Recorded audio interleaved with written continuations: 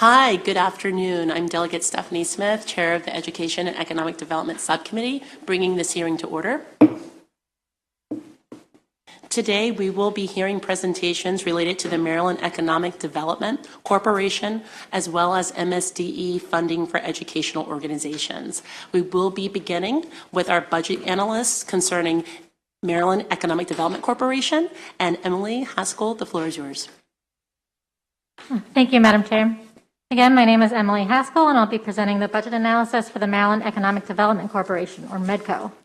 MEDCO is a non-budgeted entity that allows the state to own or develop property for economic development purposes. I'm going to start with MEDCO's financial statement on page 1. The main takeaway here is that MEDCO's net operating income in fiscal 2022 continued to be positive and increased quite a bit to $26.9 million, which represents the highest level in over a decade. Also on the last line, you can see that MEDCO ended fiscal 2022 with negative net assets at about negative $278 million, which I'll discuss further in a minute. But first, I'll give a couple quick updates shown on page 2. MEDCO adopted its first strategic plan last June with key pillars including supporting the development of targeted industries, partnering with Maryland's federal facilities and higher education institutions, fostering inclusive and equitable growth, and engaging in strategic placemaking initiatives. Last year's capital budget bill also provided MEDCO with $2.5 million in general obligation bonds to develop sensitive compartmented information facilities, or SCIFs, in southern Maryland, which MEDCO is using to fund 2 projects, one in Charles County for the U.S. Bomb Technician Association and one in St. Mary's for the Office of Naval Research. This year's capital budget also includes a further $2.5 million for SCIF projects. The fiscal 2024 allowance also includes $10 million budgeted in the Department of Commerce related to the Innovation Economy Infrastructure Act, which was introduced last week. The analysis notes that the funding would be a grant to MEDCO. However, based on updated information, Commerce will administer the funding, although MEDCO may be involved in the program to some degree. Exhibit 1 on page 6 shows MEDCO's net assets over time. The bottom red line represents net assets of the facilities that MEDCO owns and operates, currently totaling 15, while the blue line is for non-operating projects, where MEDCO generally serves as an arm's-length financing entity. Operating facilities net assets increased in fiscal 2022 for the first time since fiscal 2013. The increase is driven by a gain of $61 million at the Chesapeake Bay Conference Center due to an agreement with the project manager to waive certain management fees. Despite the increase, MEDCO's net assets remain negative, which is largely the result of MEDCO adding new operating projects, as well as yearly income deficits in prior years at the Chesapeake Bay Conference Center. A net asset deficit is not necessarily a concern for projects as long as they continue to have a positive net operating income, as most of MEDCO's operating projects do. And Exhibit 2 on page 8 shows the operating income by project. Overall, net operating income for MEDCO's operating facilities increased in fiscal 2022 to $25.5 million, up from pandemic lows in the prior 2 years of $1 million and $7.6 million. In particular, revenues at the Chesapeake Bay Conference Center increased significantly and became positive as travel demand rebounded after the pandemic. 2 projects posted losses in fiscal 2022 compared to 5 in fiscal 2021. Although the Chesapeake Bay Conference Center had a good year and MEDCO reports that occupancy levels are the highest since 2008, the project remains classified as a non-performing project as it has been since 2014. Despite increased revenues, the project is not able to make full debt service payments, although additional interest payments were made in fiscal 2022. Investors have repeatedly extended 6-month forbearance agreements, which is expected to continue. Several of MEDCO's other projects that had recently been classified as non-performing or in watch status recovered during fiscal 2022 and are now considered performing, including the Baltimore City Garages project, as well as the Purple Line, for which MEDCO issued new bonds last April to complete the project. Lastly, I want to talk about student housing, which accounts for most of MEDCO's operating facilities. The discussion begins on page 10 of the analysis. During the pandemic, revenues at student housing projects suffered as schools transitioned to remote and hybrid learning models. Occupancy in many of the projects remained low for an extended period, and as a result, several projects entered watch status. While most projects had recovered by the end of fiscal 2022, Frostburg, Towson, and UMB have had a slower recovery. As shown in Exhibit 3 on page 10, the housing projects at these schools failed to meet the required debt coverage ratio of 1.2 at the end of fiscal 2022. MEDCO retained a management consultant for these projects as required. The Towson project has increased occupancy and is expected to meet the required coverage ratio in fiscal 2023, while the other 2 projects are not. MEDCO continues to anticipate that all student projects will be able to fund operating expenses and meet their upcoming debt service payments. Finally, as shown on page 12, MEDCO is a non-budgeted entity and DLS has no recommendations. With that, I'd be happy to take any questions. Are there any questions? Seeing none, thank you so much for your time. And I think coming before us is Mr. Sadowski with MEDCO. And please introduce any other teammates here with you. Absolutely. Thank you. Well, good afternoon, Madam Chair, members of the House Appropriations, Education, and Economic Development Subcommittee. As stated for the record, I'm Tom Sadowski. I'm MEDCO's Executive Director, and with me is my colleague, Jim Miller. He's our CFO. He does a great job with the numbers. I also would like to express my appreciation and thanks to Emily Haskell for just a terrific report. She's done a great job. She works very closely with us and very pleased with the outcome of that collaboration. So for today, we've provided both written testimony as well as our most recent annual report that we filed to the legislature. This report summarizes our legislative origin, corporate structure, and highlights a lot of the projects that we're engaged in and continue to monitor. As you'll note, MEDCO's portfolio of projects is extremely broad and reflects our vast legislative capabilities to assist in pursuit of Maryland's economic development objectives. All this in partnership with public and private and nonprofit stakeholders statewide. Over the last 18 months, as Maryland and its residents have heroically, if I might say, emerged from the effects of the pandemic, MEDCO's endeavored to be more proactive, to reach out with key state and local partners to address their specific needs and objectives. This has led to many new projects for us and the development of MEDCO's first strategic plan in its 35-year history. As Emily noted, I believe, we're focusing more now in working closer with TEDCO and Department of Commerce on target industry development, working with our higher ed institutions and federal labs on innovation capacity development, working with all of our partners in support and advancement of inclusive and equitable growth objectives, and finally, working very hard on strategic placemaking, making sure that these communities of collaboration are established around our core economic assets to help create jobs, start businesses, and commercialize technology that benefits everyone.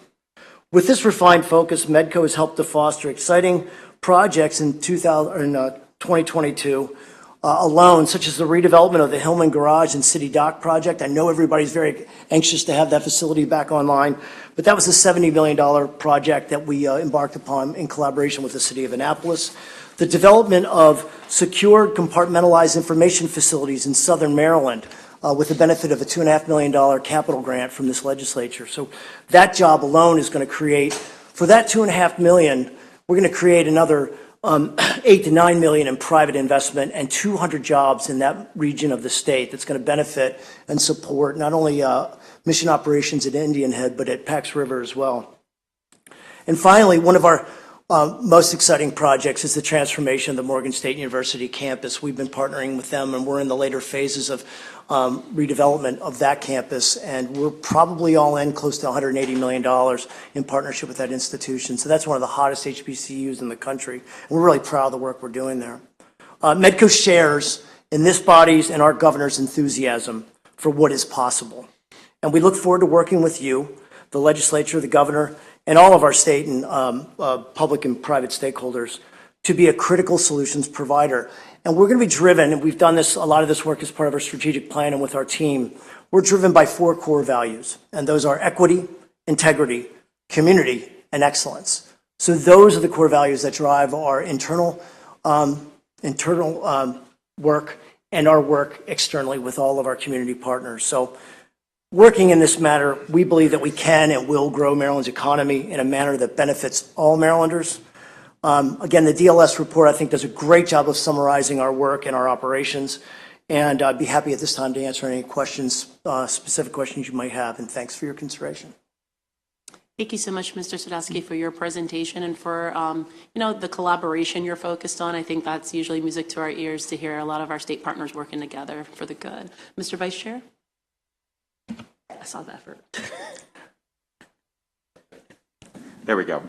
Thank you, Madam Chair. Mr. Sadowski, it's good to see you. Thanks for being here. I just had 2 questions. The first, on the Purple Line bond financing, do you all have any role to play in the sort of ongoing conversation and the ongoing back and forth over continued delays, or once the bonds have been issued, you all sort of take a step back until hopefully there are no further calamities?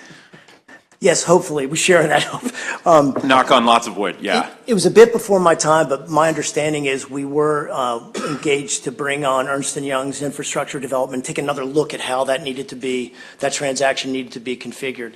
And then once that happened, we merely served a role in issuing, I think, upwards of $600 million in bonds for the pursuit of the project. So that's the extent of our role in that project right now. Okay, great. And then the other just quick question, I know we're still sort of in the early period, and obviously I know the university system is working out with our county the financing, but we're really excited about the creation of the new Health Information Computing Center that's going to be in North Bethesda now. And obviously they're going to set up the institute, and then in a few more years we're looking towards a much bigger, complete redevelopment of that parcel.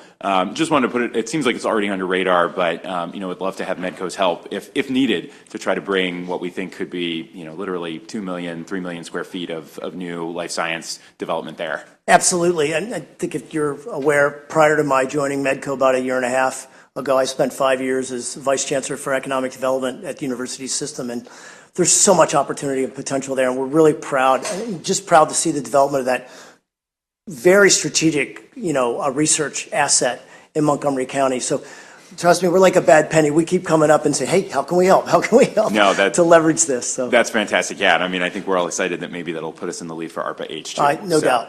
No doubt. Thank you very much. Sure. Appreciate it, Madam Chair. Appreciate you. Thank you so much for being here.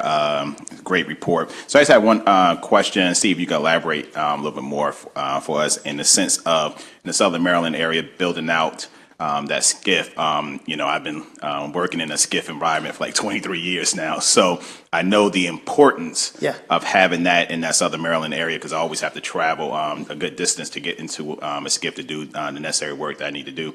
So can you go give us a little bit more details on how important and what that will bring to that Southern Maryland area in terms of having access to SCIFs? Absolutely. Absolutely. In a lot of these military communities, it's always important not only to engage in support of the on-post activities, but to do things outside in the community that helps link you strategically to those mission objectives. And that's what these SCIFs are designed to do. They are being sponsored by defense contractors and factions of the federal government that are very key to the research enterprise of both of those installations. So those SCIFs will help advance research activities and industry-driven kind of commercialization activities that not only relate to the missions at Indian Head and PAX, but also tee up other activities for economic development in those communities. In Charles County, for instance, the United States Bomb Technology Association, which is one of the federal affiliates involved in that SCIF project, they just recently moved their headquarters down to Southern Maryland, and they're planning on doing things that aren't necessarily specifically tied to Indian Head, but are tangential to what happens at Indian Head, and looking for other opportunities to grow, that asset. And in these confines, they can discuss very top secret initiatives. They can work on software development, cyber-related activities, but they can do so in a very secure and safe environment. And these bring really high-paying job opportunities, as you well know, and they create other ancillary activities. And the idea is to open these up and try to invite in more from the more activity from the defense community and other startups to kind of collaborate within these high-tech confines and really look for other opportunities to grow businesses down there. So development of innovation infrastructure to us is as important as roads, bridges, port facilities, airports as they have been in our 35-year history. We think that component of infrastructure is just as important to drive Maryland's strategic, objectives going forward. And what great job opportunities. So we hope we can take what we've done in Southern Maryland with the support of Delegate Crosby and C.T. Wilson and maybe scale that program, maybe do it statewide. But, that's resource driven. So absolutely. Appreciate it. Thank you. Thank you. And I want to apologize for not acknowledging that Appropriations Vice Chair Chang is here with us as well. No. So thank you. Just want to make sure we acknowledge the leadership among us. Are there any additional questions for Medco? Seeing none, thank you for your time, gentlemen. Thank you very much. Take care. Yes. So we'll be moving to our second agenda item, which is MSDE, Funding for Educational Organizations, beginning with our budget analyst, Laura Hyde. Take your time, Laura.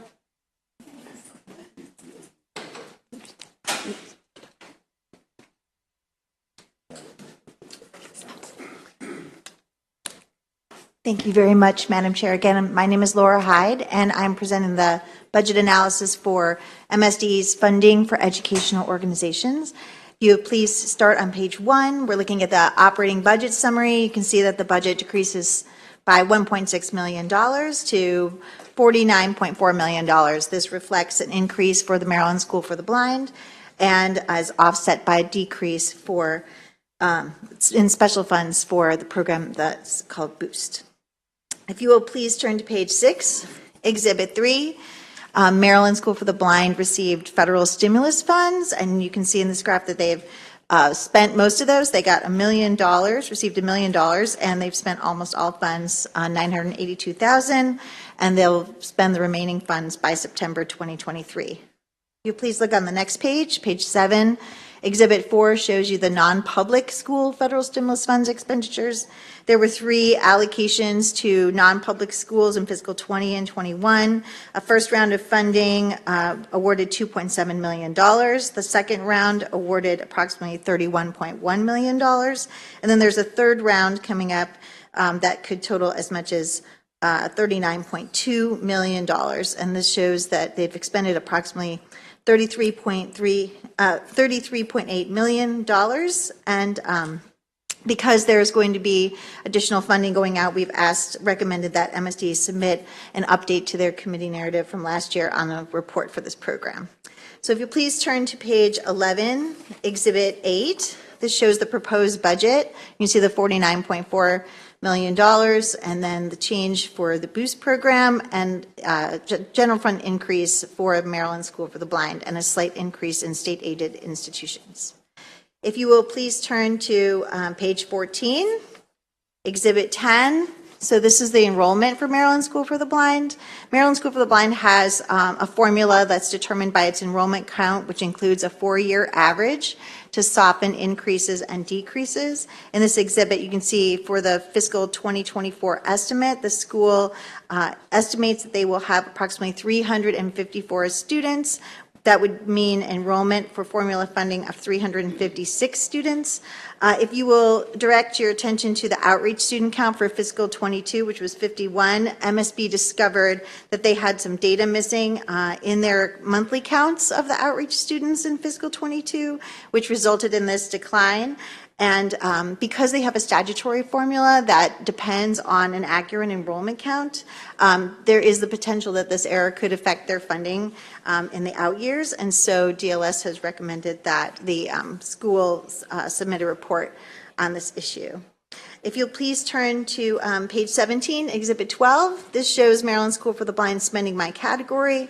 You can see that the estimated change for fiscal 23 to 24 is approximately $1.8 million, which is about 5% of their budget. If you will please turn to page 19. This is Exhibit 13 for the Boost program. The fiscal 23 Boost appropriation for the 22-23 school year was $10 million, and the amount available for awards included that amount plus an additional $520,000 retained from fiscal 22 for an approximate total of $10.5 million available in awards. So you can see on this exhibit that they awarded about $10.9 million in awards, and about $900,000 were declined for a total of $10.1 million in awards. If you'll please turn to page 20. This is Exhibit 14. This just shows how the awards were awarded, with the base awards totaling about $8 million, and then adjusted awards for special education and high school students of approximately $2.1 million for the $10.1 million total. If you will please look at Exhibit 16. This is student proficiency by subject area. This compares assessments in language arts, math, and science of Boost students to non-Boost students.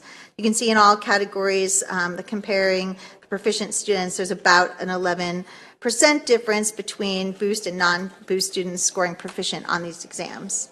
DLS recommends that the language in the fiscal 23 budget be restored for the boost program and for the aid to non-public schools program. This is just language that was in the fiscal 23 budget. And we also recommend that MSD comment on the boost program, and also put the language back in the fiscal 24 budget for the boost reports. This concludes my presentation, and I stand for questions. Thank you so much, Ms. Hyde, for that presentation, very comprehensive. Any questions from the members? Seeing none, thank you so much for your time. We will be welcoming Superintendent Chaudhry and your team. Thank you so much for being here with us today.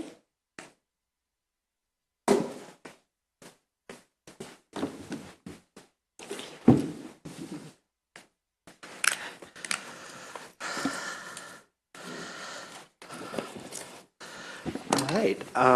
Thank you for having me. Good afternoon, Chair Smith and members of the subcommittee. With me is Justin Dayhoff. He is our Assistant State Superintendent, AKA the CFO of MSDE.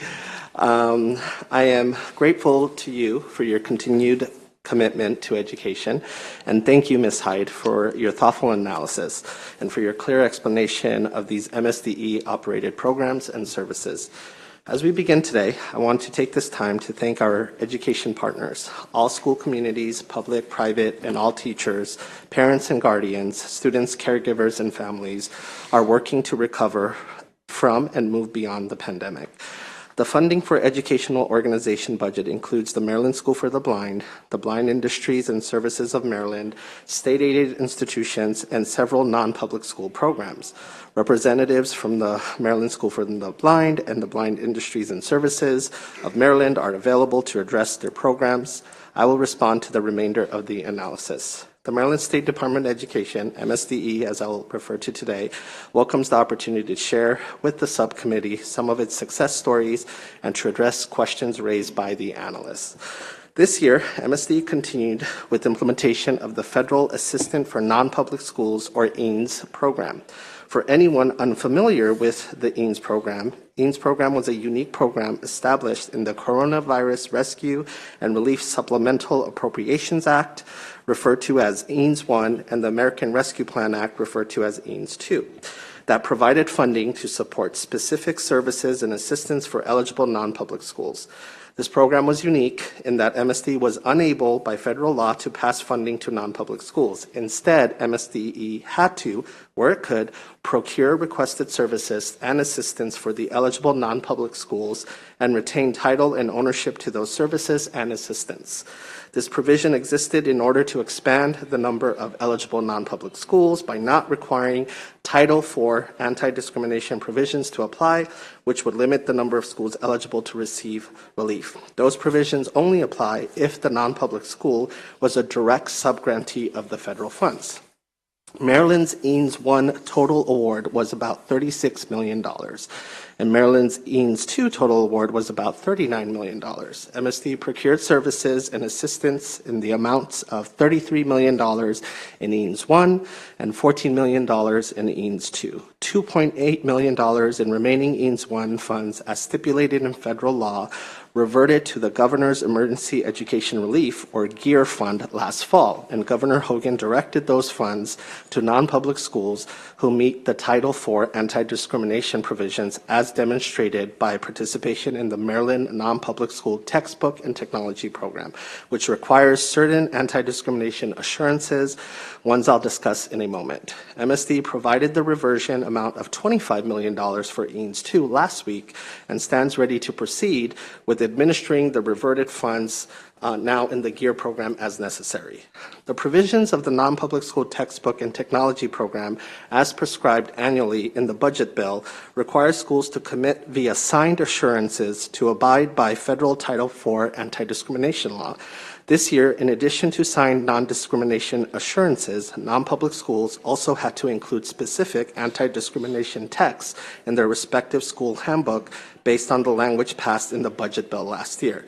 That language likewise specifies that a given non-public school abides by the provisions of Title IV and the anti-discrimination provisions of Title 26, Subtitle 7 of the Education Article of the Maryland Code. The non-public school textbook and technology program is a special fiscal program that provides resources for textbook and technology purchases for eligible non-public schools. Funding allocations are determined using the proportion of student enrollment who qualify for free and reduced meals. Eligible non-public schools are schools that, 1, hold a certificate of approval from or are registered with the State Board of Education. 2, do not charge more tuition to a participating student than the statewide average per pupil expenditure, which is calculated by MSDE to be $18,153, though there are appropriate exceptions for special education students. And 3, have incorporated language into their handbook as required by the annotated Code of Maryland Code. Further, per last session's legislative mandate from House Bill 850, MSD is preparing regulations associated with having a clear process for hearing non-public school discrimination complaints. Given the new handbook language requirement in fiscal year 23, MSD wants to update the Assembly on the status of that requirement. There were 3 schools that refused to incorporate the language into their handbook but submitted a signed assurances page. There were 21 other schools that submitted a student handbook that did not contain the specific non-discrimination language. They didn't refuse to incorporate it or state why. They just failed to add the language, though they also submitted signed assurances. MSD gave these schools the opportunity to revise and resubmit. All but 4 took advantage of that opportunity. MSD consulted with our council and the Department of Legislative Services Council to ensure that the department proceeded on proper course in handling these cases. In consideration of the recent Bethel decision and given the signed assurances, which are subject to enforcement as necessary, MSD allowed those schools to participate in the program. Participation in the non-public school textbook and technology program is required in order for a non-public school to participate in the Broadening Options and Opportunities for Students Today, or BOOST program. MSD concurs with the budget bill recommendations associated with the BOOST program, but does want to point out that the fiscal year 2024 budget bill contains a $2 million reduction in BOOST funding compared to this fiscal year and provisions to ultimately sunset the program. This reduction would reduce the number and/or value of the scholarships MSDE can issue in fiscal year 2024. For the first time in fiscal year 2023, MSD had a wait list of eligible applicants, including carryover. MSD had $10.5 million roughly available in fiscal year 23 and expects to spend a little over $10 million, leaving only about $430,000 in estimated fiscal year 2024 carryover. As a result, MSD would need to eliminate scholarship for fiscal year 2024 at the appropriation level in the allowance. MSD is working diligently to improve its operations of the BOOST program. This year, MSD established clear policy documentation for the program and began to implement consistent deadlines. Moving into next year, MSD will release a year-long BOOST calendar to provide all deadlines well in advance, and MSD will ensure those deadlines are mindful of key school holidays. MSD is also planning to adopt a new application eligibility determination system to expedite and reduce errors in application processing for BOOST applicants. The governor's allowance, now I will turn to state-aided institutions. The governor's allowance maintains current state-aided institution funding levels in fiscal year 2024, and MSD concurs with the allowance. MSD likewise concurs with the governor's recommendations associated with selected state-aided institutions, or SAIs, for fiscal year 24. MSD stands ready to continue the administration of state-aided institution programs in fiscal year 24. This year, MSD made several program improvements to strengthen the accountability associated with these publicly funded programs. As identified in the Office of Legislative Audit report released this year pertaining to fiscal year 21, and in keeping with policies and practices that ensure proper stewardship of MSD-controlled funding, MSD implemented new programmatic and fiscal requirements to ensure that key SAI program activities are taking place in accordance with their approved program, and funds are being spent in alignment with the intent of the program. This year, before MSD process a funding disbursement, SAIs must submit an invoice form in which the institution documents expenses during the reporting period and provides supporting documentation of those expenses. In addition, MSD will conduct at least one site visit during the performance period to ensure that students are extending learning outside of the classroom. Key grant activities are taking place and funds are being spent according to the budget. With that, I want to thank you again for the opportunity to discuss the funding for educational organizations budget, and I'm happy to answer any and all questions you might have. And I might defer to my CFO if you try to stump me with some numbers. Thank you, Superintendent Chaudhry. That's a lot. Take a breath. That's a lot of information. Are there any questions from the members? I actually have a quick question. I know it wasn't a big part of the presentation by the analysts or yours, but I know that they're the education related and, organizations like, the Quorum or what have you that are, supported through that special program. And I just want to get a little clarity because I know MSDE tends to ask for three things like, interim, our mid-progress report, some type of, secondary report around management of the program, and then generally an annual report. And I think there's also a combined site visit to those various institutions that receive that funding. Anything beyond that, is that something that is derived from statute, or is that just kind of calls that are made within MSDE? Sure. So beyond that, as far as the administration of processing payments, especially associated with those different periods, those are policies determined by MSDE. The current policies in place reflect the Office of Legislative Audits report that was released, I think, just a couple of weeks ago. Okay. The reason it's in effect for this year is, of course, we had that report pretty early on from OLA in time to inform the program this year. But I do want to make clear that while those changes are new and change is hard always, we have made sure to offer both one-on-one appointments, office hours, public customer service sessions. We created a new website to put everything out there for the SAIs, including all the forms they need.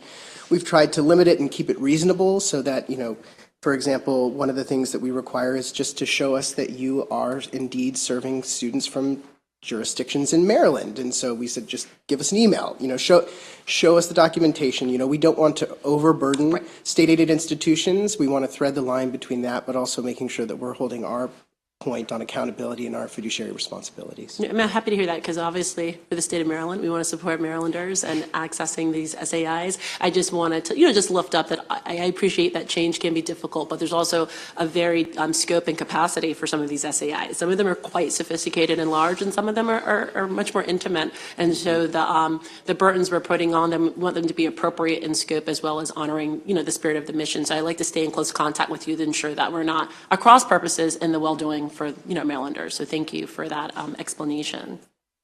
Vice Chair Solomon. Thank you, Madam Chair. Just a quick question on the now GEAR/EANS funding. Do you all have any specific sets of priorities that are going to go towards the new round of grants? Because obviously some of the things from 2021, like ventilation equipment, probably aren't as important as they might have been 2 or 3 years ago. Thank you for the question, Delegate and Vice Chair. We do not currently. So once they go back to GEAR, it's up to the discretion of the governor. And so those policies and priorities are actually not something that we set forth at all. Ultimately we'll administer it, but as far as making the determination, once it reverts back to GEAR, there's more flexibility. So it doesn't have to be used at the same. So originally there were 13 provisions in the federal law for which eligible services and assistance could be requested. That part goes away. Now it's subject to the broader GEAR bucket, if you will, but the actual determination for policies and priorities is with the governor's office. The priority for the EANS 1 carryover was in-person tutoring, so therefore that's what was done. So we could continue that because we need a whole lot of high-quality school day in-person tutoring to catch up. So I would hope that is one of them, but again, we'll reach out to Governor Moore and team and see what they want to do. Okay, I was going to say I really appreciate it, especially the focus on literacy for our LEAs. So thank you. And I see no other questions. Thank you so much for your time. We do have a robust list of witnesses that will be testifying. I'd like to begin with Robert Hare, from Superintendent for the School for the Blind. Oh, there you are. See, I didn't see you. I knew you had to be nearby. Second time this week, right?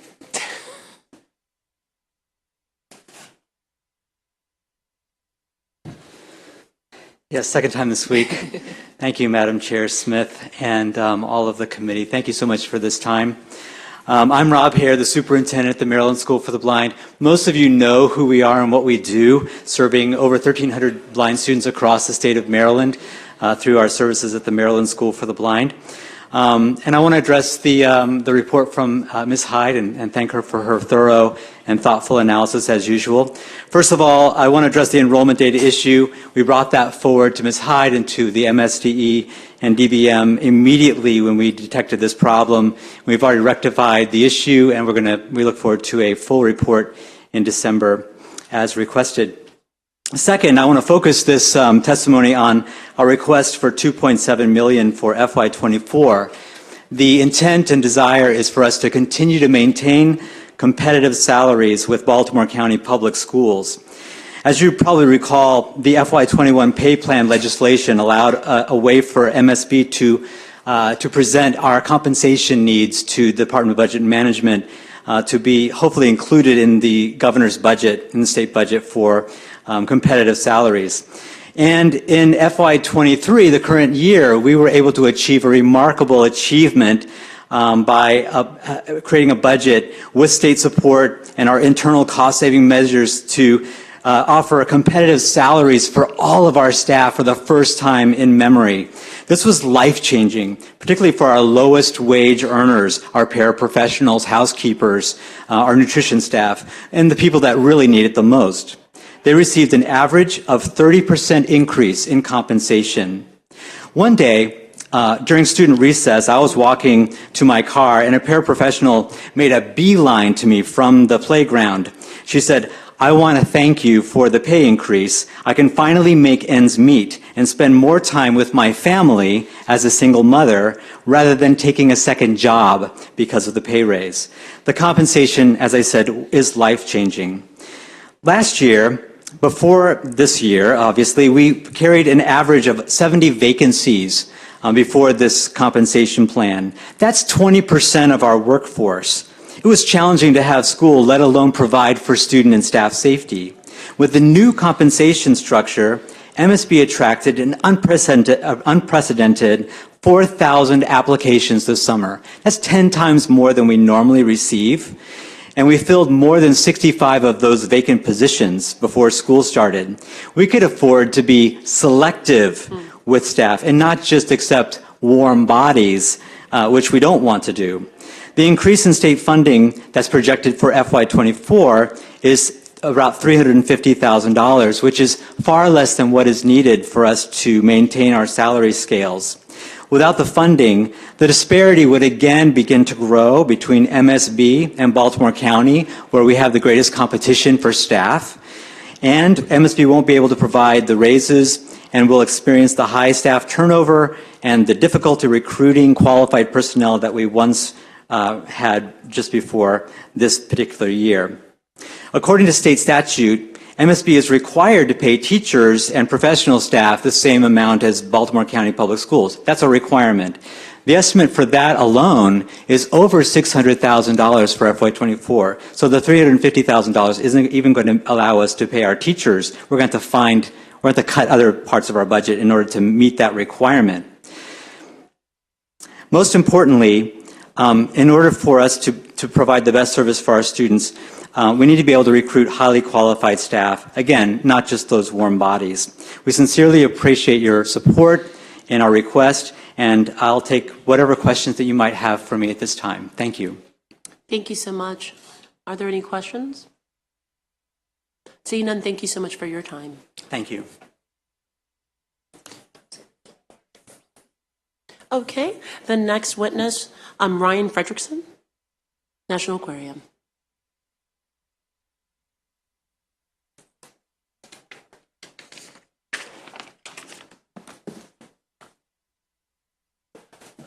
Well, good afternoon, Madam Chair and Mr. Vice Chair and members of the subcommittee. My name is Ryan Fredrickson, VP of Government Affairs for the National Aquarium.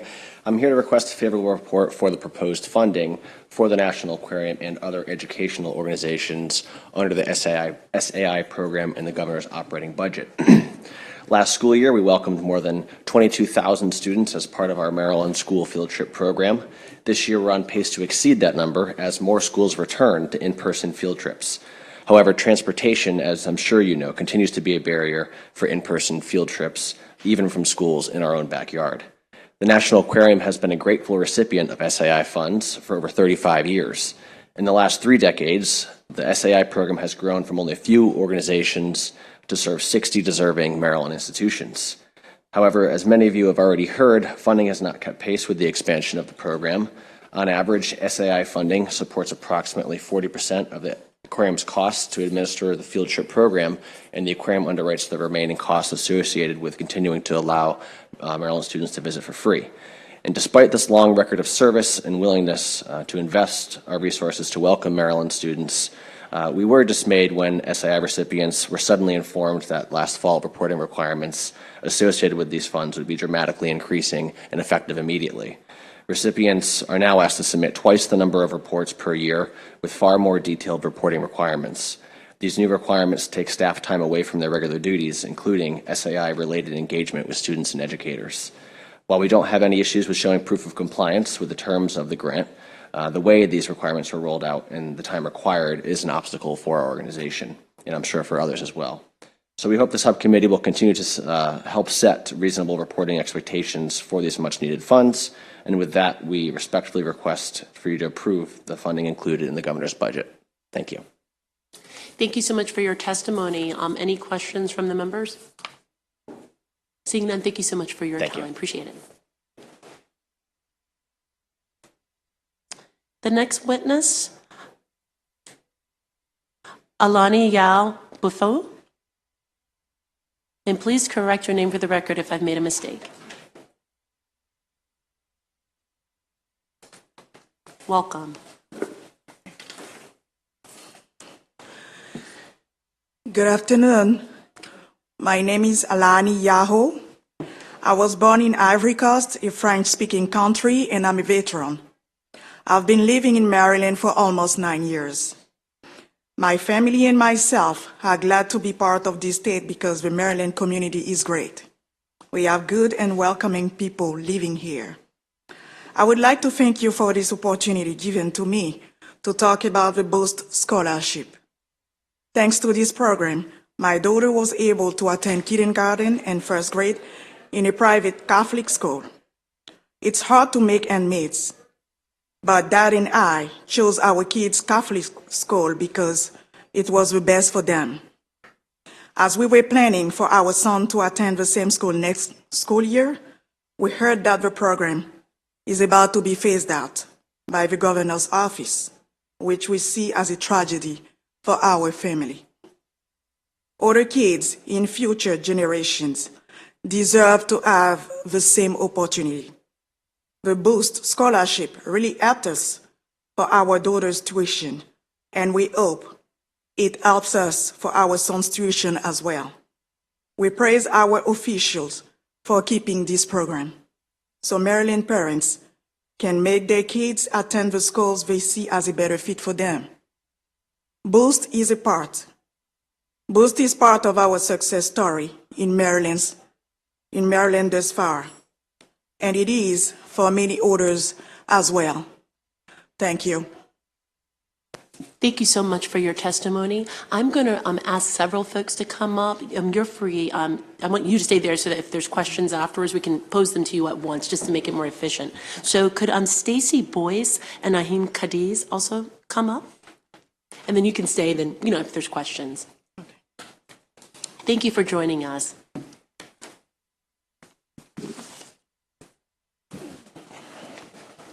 And actually, if Ariel Sadwin's available, I think there's another seat up there. Thank you so much, sir. And we could begin with Stacy Boyce. Good afternoon. My name is Stacy Boyce. I'm the parent of Naheem Cadiz. Okay.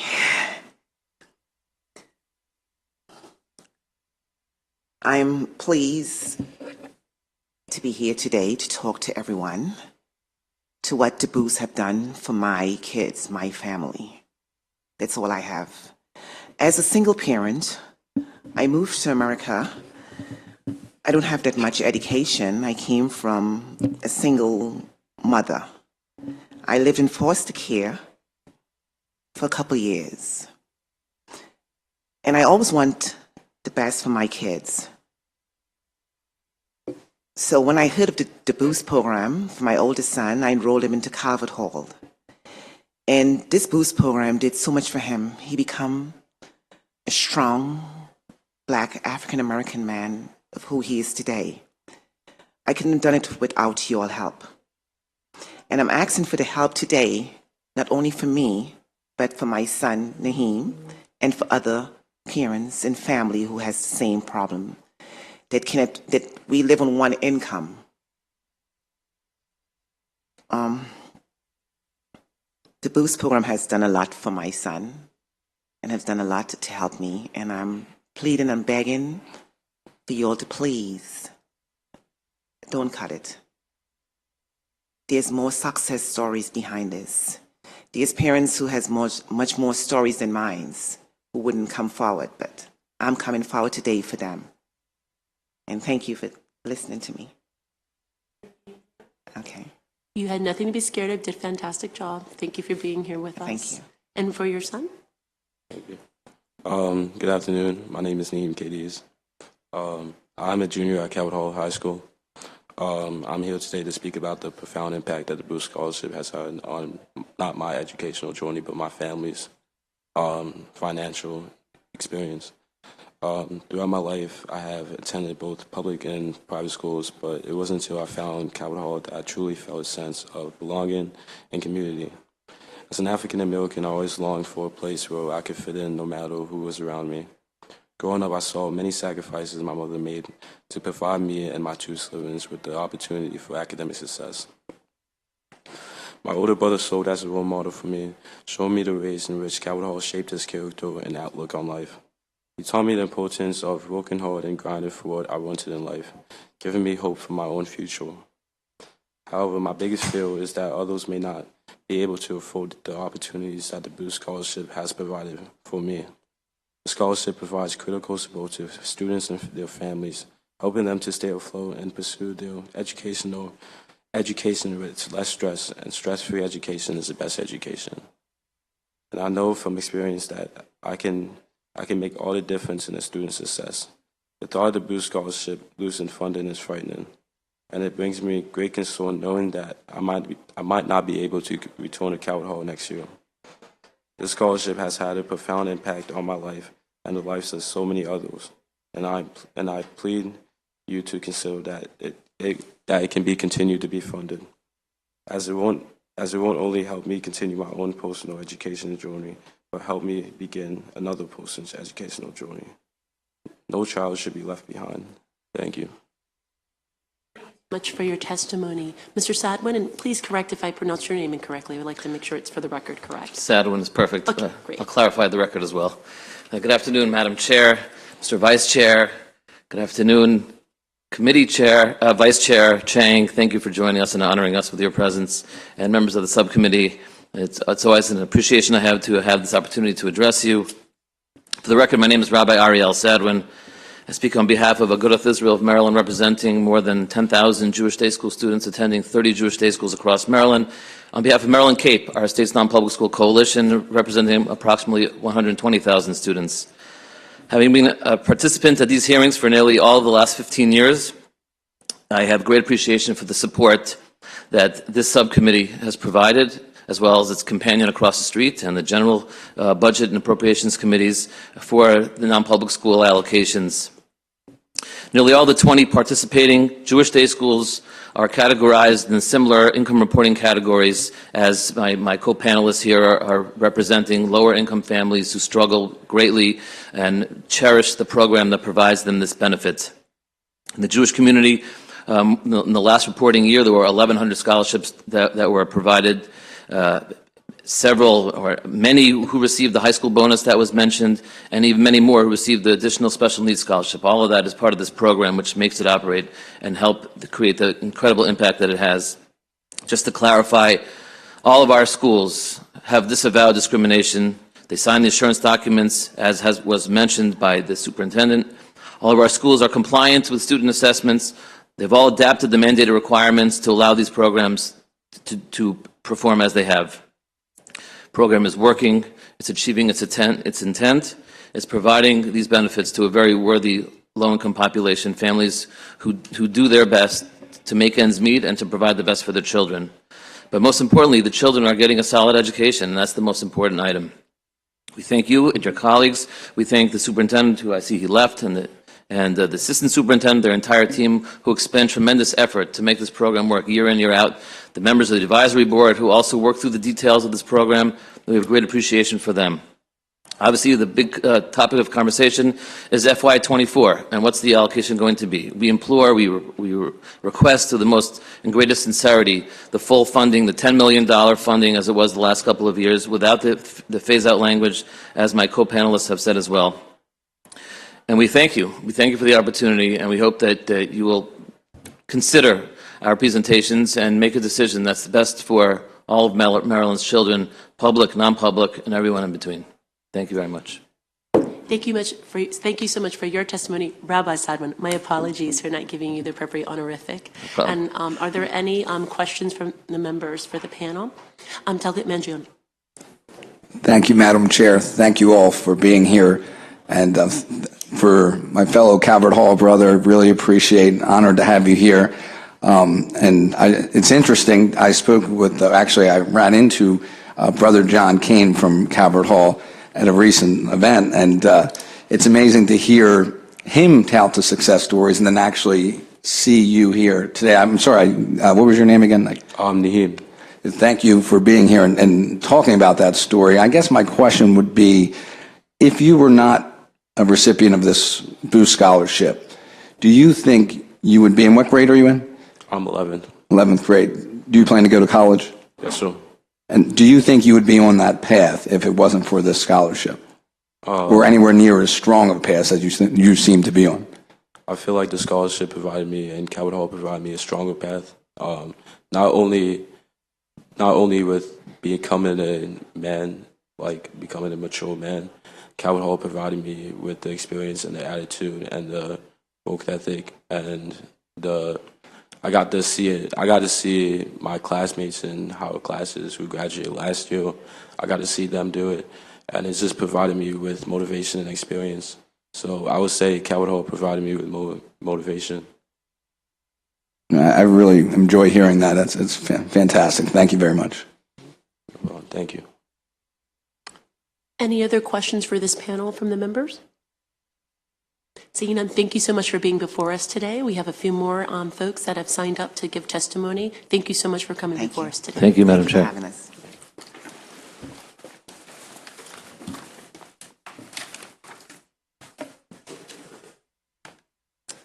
Is Sarah Mick, Garrett O'Day, Nefertari Lee,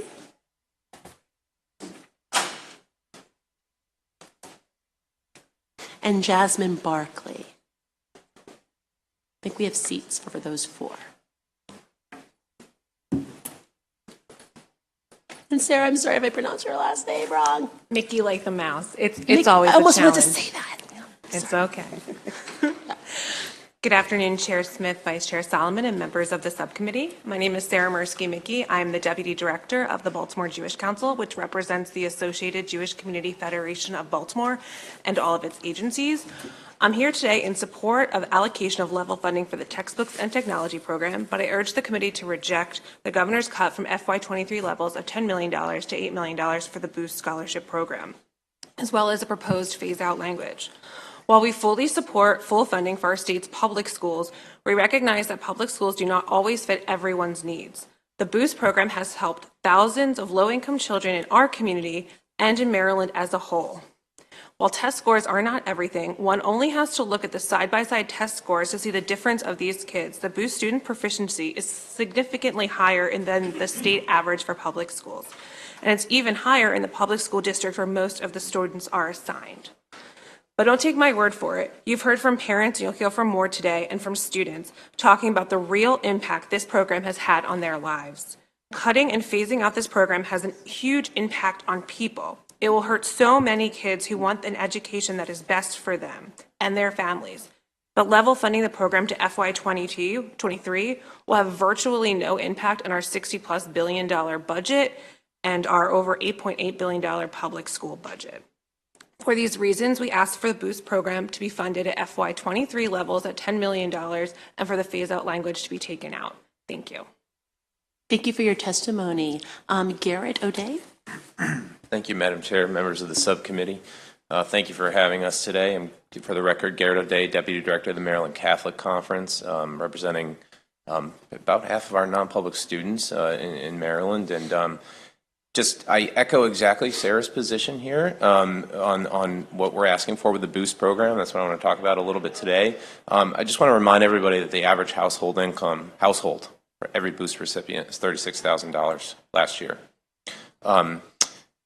We're a wealthy state, and a state that's moving forward with education, and make no mistake about it, I fully support, as I did testify in support of the Kerwin Commission and the Blueprint Bill, the funding you all are providing for the public schools as well. The public school kids are in our communities too, but not every environment is right for every kid. So I was just reading some testimony from the Boost Parent Coalition, which Nefertari is here and representative of, and I was actually going to sit up here and read some of the phrases like, means everything for my child's success in life, changing his life day by day, crucial for her future.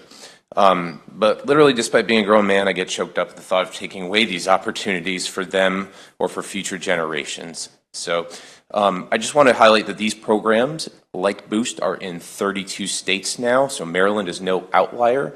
So we ask you, please don't be the first to cut one and be a step in the wrong direction. And speaking of direction, we're not asking for an increase in Boost. We're asking for it to be level funded where it was the last couple of years at $10 million.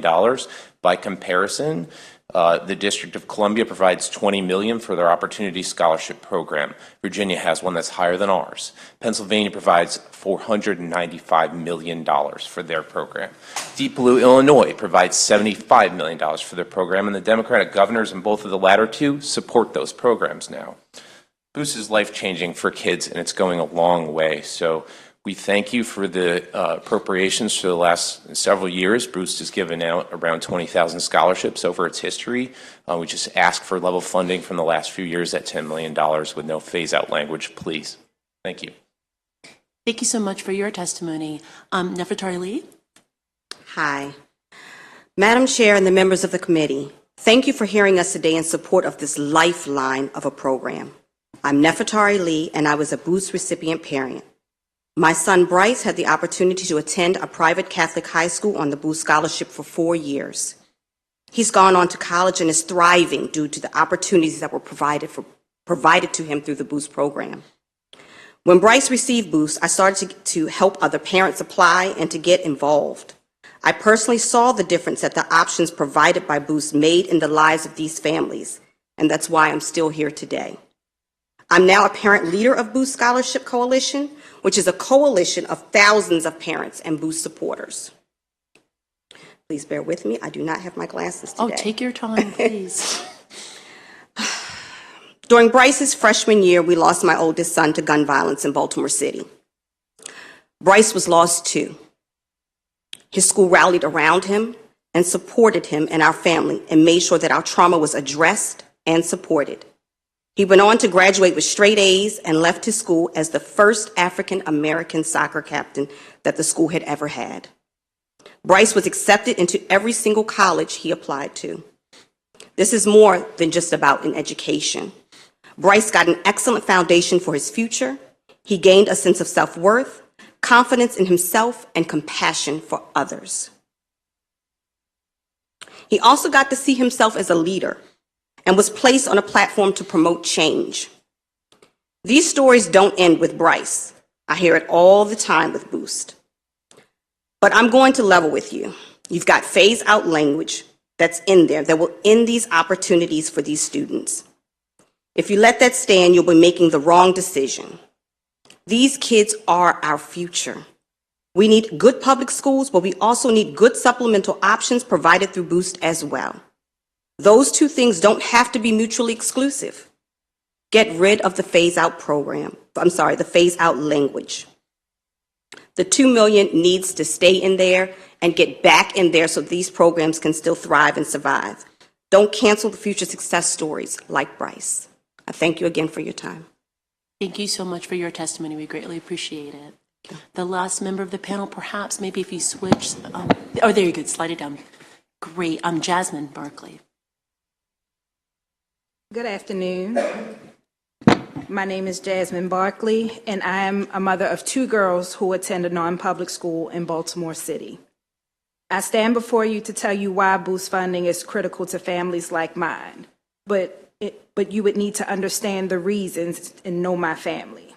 My mother and father believed in Catholic education. They believed my siblings and I would benefit from an education based in faith.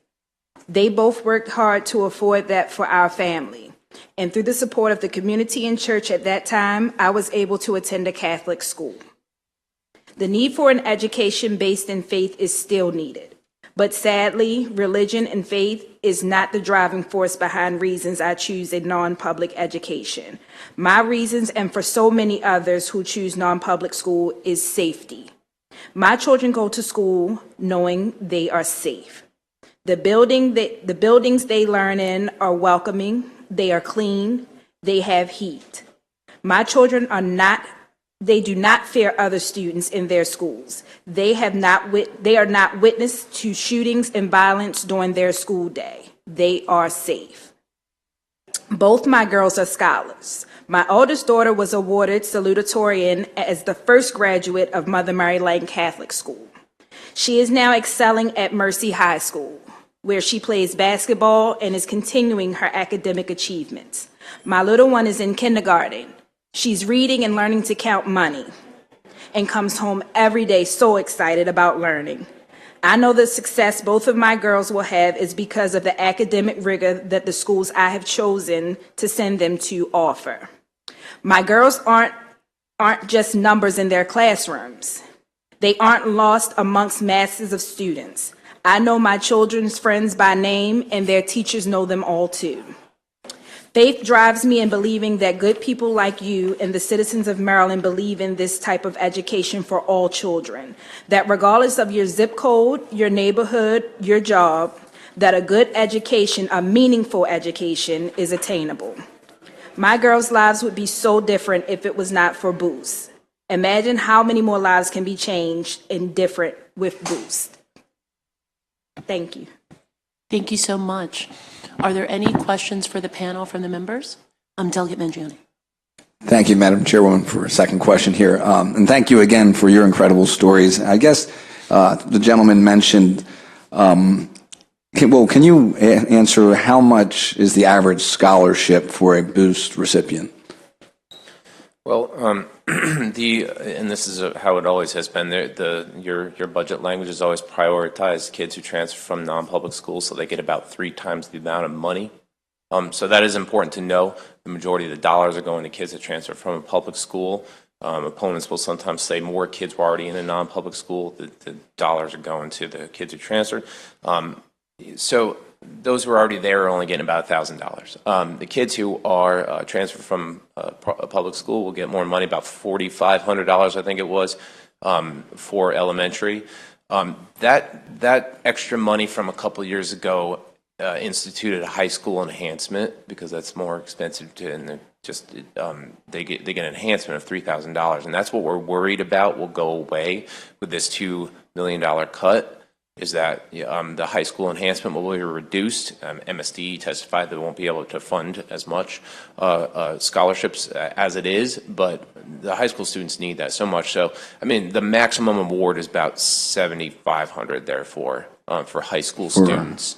High school. Yeah. And you mentioned, I mean, you said you're not against the funding for the public institutions, and that's significantly less, obviously, than what a public school would pay per pupil. And I know in the past I've heard, I guess some of the criticism is that a lot of the public dollars should only go to public institutions. That's been criticism I've heard, but in the past we've had a history, of course, as a state of funding private institutions as well. So, I mean, I stand with you guys, and I don't think we should phase this out, especially based on history of always, or for a long time now, having supported private institutions. So if you can just touch on that. You know, something that comes to mind, Senator McFadden used to be in the Senate. Some of you may remember him.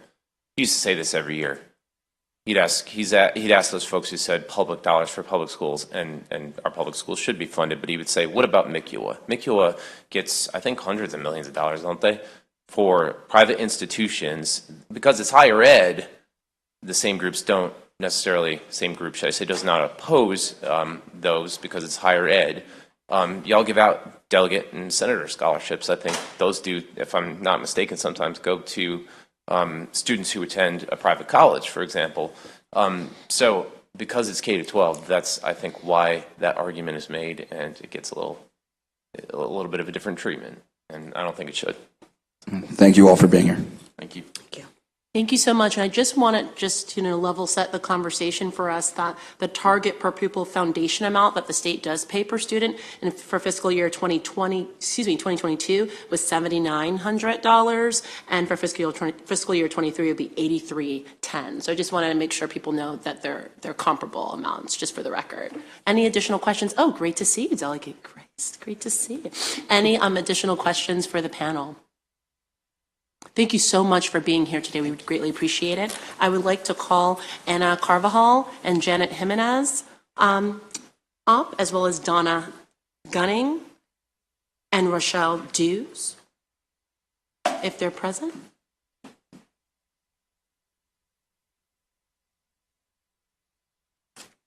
Okay. No Donna Gunning? Okay. Please proceed. I'm the lucky one, I guess. Good afternoon, all. My name is Janet Jimenez, and I'm here today to share a little about my family experience with the Boost Scholarship Program. This program has allowed us to send two of our daughters to a private school without this being a significant financial burden to our family finances. Thanks to the Boost program, we're able to send our daughters to an institution where their lemma is small classes, big results.